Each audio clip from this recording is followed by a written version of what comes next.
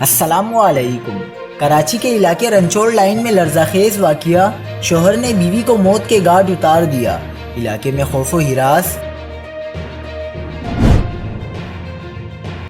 تازہ ترین ویڈیوز کے لیے چینل کو سبسکرائب کر کے بیل آئیکن اور آل نوٹیفیکیشن پر کلک کریں۔ آپ کو بتاتے چلیں کہ کراچی میں ایک اور بنت ہوا کا لرزہ خیز قتل۔ رنچوڑ لائن میں شوہر نے چھری کے وار کر کے بیوی کو موت کے گھاٹ اتار دیا۔ واقعہ رنچوڑ لائن گلی نمبر 3 میں پیش آیا۔ مقتولہ 2 بچیوں کی ماں تھی اور ملازمت کر کے گھر کا گزر بسر کرتی تھی۔